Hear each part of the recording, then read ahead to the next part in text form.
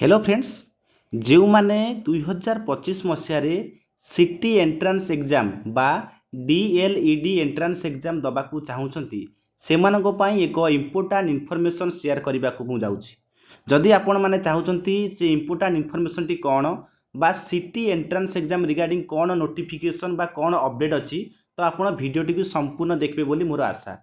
तो देखंतु आपण जेतेबेले गोटे आमर जो साम्स ऑफिशियल वेबसाइट को जीवे से गोटे न्यू इनफॉरमेशन आज अपडेट होती 10 जून माने आज ही अपडेट होती। तो देखंतु प्रथमे आपण कौन करेंगे, प्रथमे आपण गूगल को जीवे, ठीक अच्छे, बा आपण क्रोम ब्राउजर को जीवे, सेठारे सर्च करेंगे कौन सर्च करेंगे साम्स, कौन सर्च करेंगे साम्स। साम्स सर्च कलापर आपण पेज रे कौन शो हो साम्स ओडिशार पोर्टालटी शो हो। ओके, साम्स ओडिशार पोर्टाल शो हो तापर आपण कौन करेंगे ना साम्स ओडिशा उपरे क्लिक करेंगे। साम्स ओडिशा उपरे जिते क्लिक करेंगे एक पेज आपन को ओपन हम आउ गोटे नेक्स्ट पेज ओपन हो जस्ट स्क्रॉल करेंगे जिते बड़े आपन को विभिन्न प्रकार प्रोफेशनल कोर्स आपन एठी अपडेट देखा पाउथिबे। ता मध्य एक ऑप्शन थिबो डीएलडी।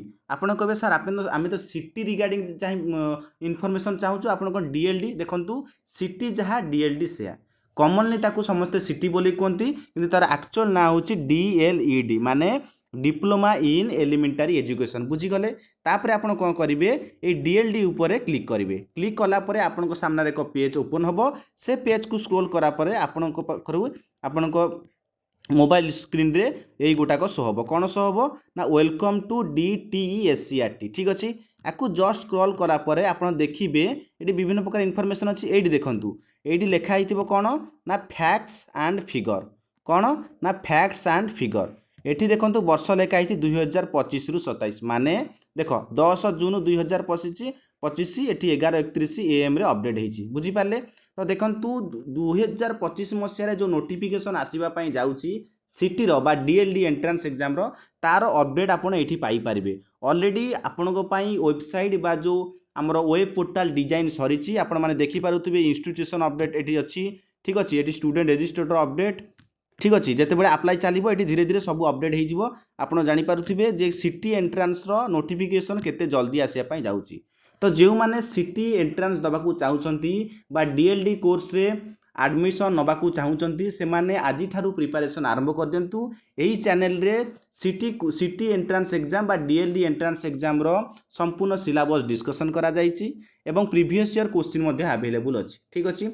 जो मैंने +2 पर सिटी करने चाहूँगी निश्चिंत भाव में कर दिंतु आपण बेनिफिट रे आ जो मैंने ग्रेजुएशन पर बीएड एग्जाम देइछंती ये जो स्टेट बीएड रिसेंटली जाइछि आपन को लागुची जे ना मोर बीएड रे खराब हो जाइछि कि अधिका नेगेटिव मार्क अटेंड कर देछि कोनोसी ना कोनोसी कारण आपन को लागुची नहीं मोर गोटे बैकअप ऑप्शन रहिबा दरकार। तो मोर ओपिनियन रहिबा आपण माने सिटी एंट्रांस एग्जाम थरे दियंतु। जदि आपन गोटे सीट पाउछंती तो निश्चित भाव में एडमिशन नियंतु कहीं ना आपन ग्रेजुएशन सहित सिटी करूछंती आपन पाखरे बैकअप ऑप्शन रहिबो आरो वर्ष 2026 रे पुणी बीएड एंट्रांस एग्जाम देई पारिबे किंबा आपण चाहिए सिटी परे मध्य जेहेतु ग्रेजुएशन सहित आप सिटी कंप्लीट करेंगे इग्नू बीएड मध्य करि पारिबे। तो आपण मैंने डेरी न करी आज ठारू प्रिपरेशन आरंभ करूँ। मु आशा करी निश्चिंत भाव में आपण मैंने गोटे सीट पातु। यापर आम विभिन्न प्रकार विषय प्रीवियस ईयर क्वेश्चन आनिबा विभिन्न प्रकार क्लास आनिबा जहाँ आपन को बेनिफिट रे पहुँचब। से पर्यंत विदाय, धन्यवाद, नमस्कार।